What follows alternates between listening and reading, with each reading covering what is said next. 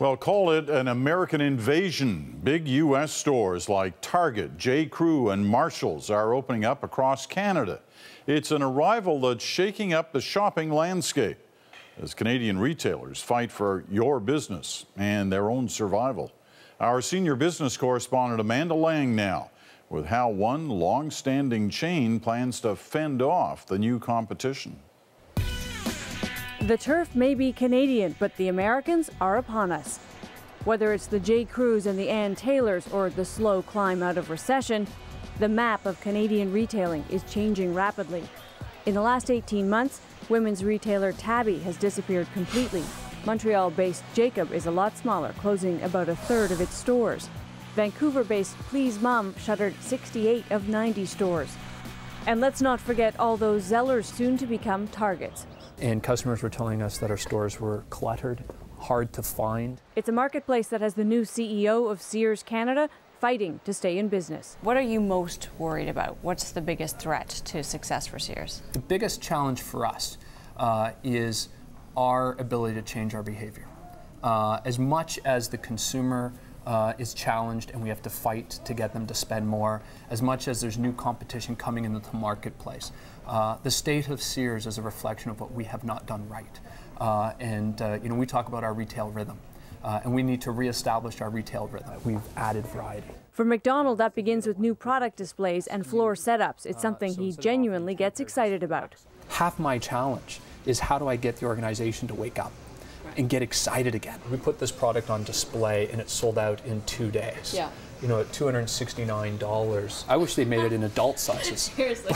Could you imagine? I don't think they have a chance of surviving, even though I believe Calvin McDonald is one of the brightest and most promising young retail executives in the country. As a retail analyst and former Eaton's exec, Jim Danahy spends a lot of time in shopping malls. He just can't get excited about Sears anymore. They have peeling linoleum and flickering tube lights at a time when bright, shiny new Target stores are opening, when Walmart is opening 40 new stores, when the Hudson's Bay Company is sprucing up theirs and putting in incandescent lights and marble, and they're just not keeping pace. Because there's a lot of fear about how the landscape's changing, there's lots of rumors about who's weak and who will go down next. And Sears is often mentioned. Sears has been mentioned to me as a company that could go bankrupt. Yep. What do you say to that?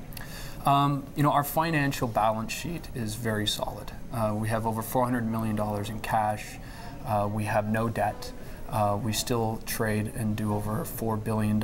We have millions of customers that interact with us on a day-to-day basis. So, I don't believe we are at risk to not being able to do business in Canada.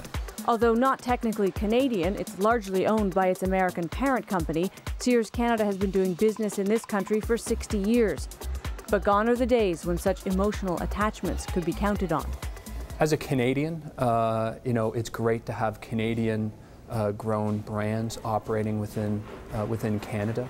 But any Canadian retailer has to earn it, and earn it by delivering great, a great business model and the right value proposition to win customers over. McDonald is 1 year into a 3-year plan to turn Sears around, and his measure of success is pretty simple. If Sears real estate is more valuable than the Sears business, he's failed to deliver that value proposition to Canadians. And if Sears should suffer the same fate as Eaton's or Zellers, maybe that's not bad news for Canadian shoppers.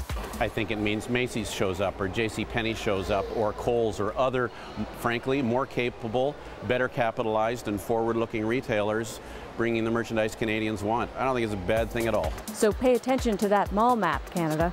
It's changing fast.